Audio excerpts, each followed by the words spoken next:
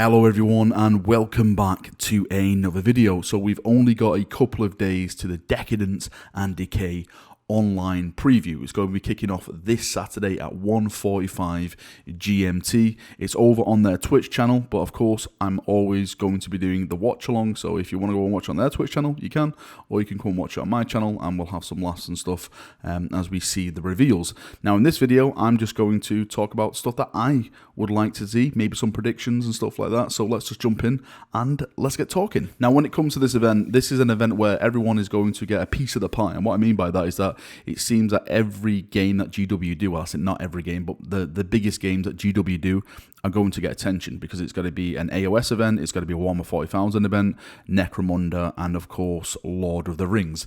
Now the name itself, Decadence and Decay, you would think Slaanesh and Nurgle. Of course, that's where my mindset is anyway.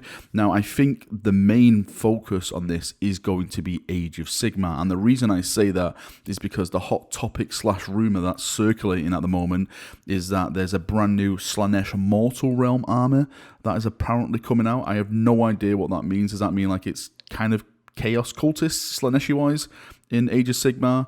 Is it going to be like guys with multiple phalluses and stuff like that? Again, literally no idea what that means, but that is the main rumour around it, so I think that is in relevance to the Decadence in the actual title. And when it comes to the Decay, my mind instantly jumps to Nurgle. I don't know where your mind goes to, but that's where my mind goes to. Please call the Inquisition. I am a heretic confirmed. So we know that Nurgle is getting their new codex. Well, saying Nurgle, Death Guard are getting their new codex in December. So I'm wondering if there's going to be more previews dedicated to that. It may be, opening the codex, a little preview what's inside of there, some rules. We know that they're getting that new terrain piece. We know that they're getting a new HQ model. Is there going to be more models coming for Death Guard, which they haven't shown off yet, which they're going to be leaving for this event to be the big surprise? When I was asking people the other day in my stream chat, what do Death Guard actually need in their armor, a lot of people saying flying units, or a flyer, like a transport flyer, or just like an aircraft type of flyer.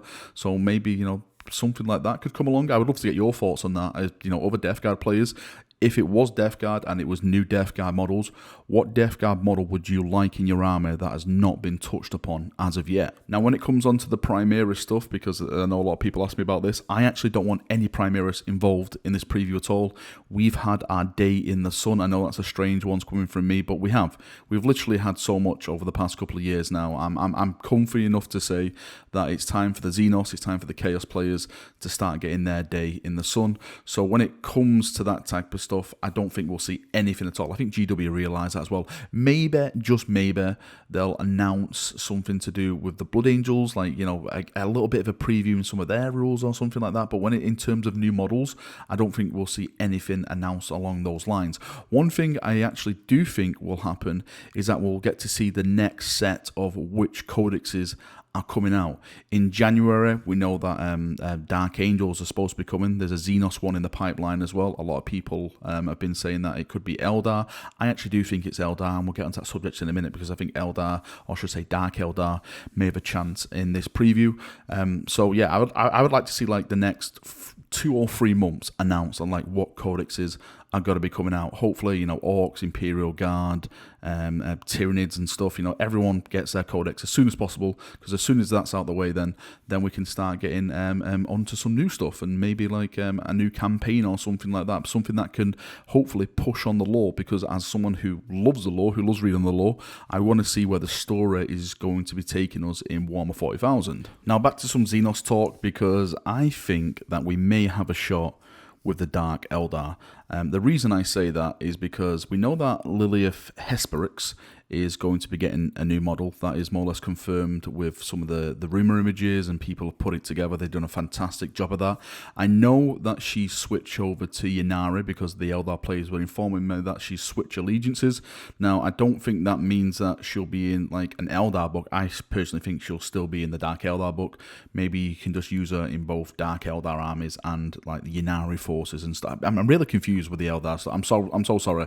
As someone who comes from an Imperial standpoint, I know we have like a bazillion of chapters and organizations, but I don't know, like, do Dark Eldar get on with Ynnari, or do they like hate Ynnari, and like Ynnari will get on with Dark Eldar and stuff like that? And it just confuses me a bit. Goddamn pointy ears, you all deserve to be purged. Anyway, I do think that the Dark Eldar are in for a shot of maybe being that codex that comes out in January, because again, I go back to the point, we've seen the Lilith model, and we haven't seen anything from that since then. So it could be a good shout that the Dark Angels comes out in January with the Dark Eldar Codex. And on the subject of Dark Eldar, I would love to absolutely see a Vect model. Vect is supposed to be this hardcore, massive, huge character in the lore, you know, a complete badass. Some people put him up there with like Rabuta Gilliman in terms of combat prowess and stuff like that. And the way that GW has been doing this with 40k, that they've been releasing, or re-releasing, should I say, big, massive units. Sorry, I say big HQs with their army. For example, Imperium got Gilliman. We got a brand new Abaddon model. We got a Gaz Skull. You got that Eldar chick. I completely forgot her name. I'm so sorry. But you got like a new Shadow Sun model for Town and stuff like that. So when it comes to the Dark Eldar, you don't really have that known HQ character.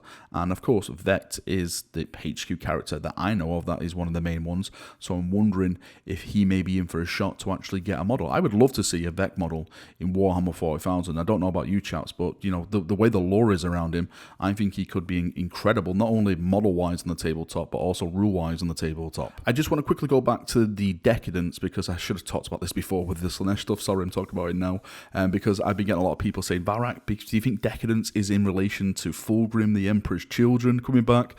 And I have to say no. I hate to say it, but I don't see Fulgrim coming back this year at all. I don't see his announcement this year at all. I would love Slaanesh to get some love. When I say Slaanesh, I mean Emperor's children.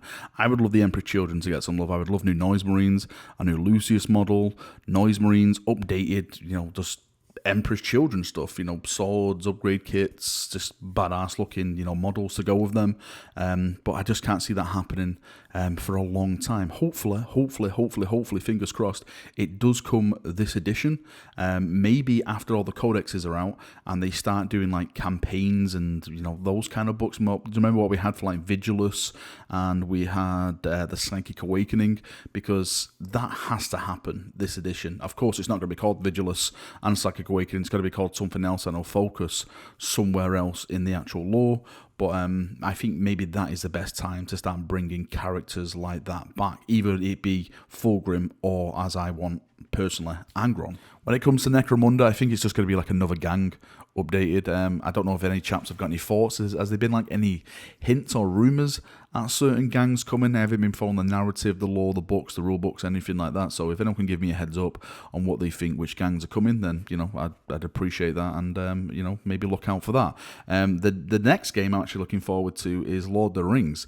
Now, I know a lot of people don't subscribe to Lord of the Rings, but I made a New Year's resolution this year to actually get into Lord of the Rings. I bought an undead army.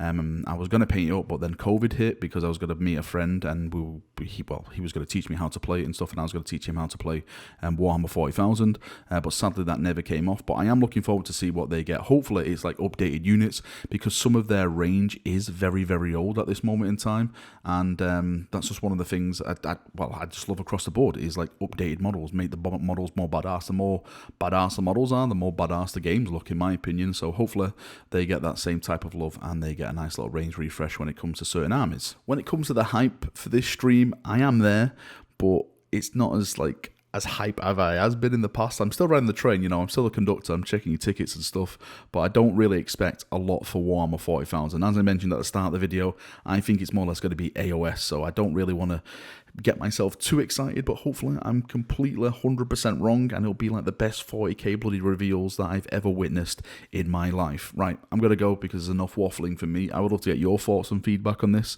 and post your predictions, your wants and stuff down there, and we can have a nice little chat as we always do. See you now, have a great day, and bye-bye.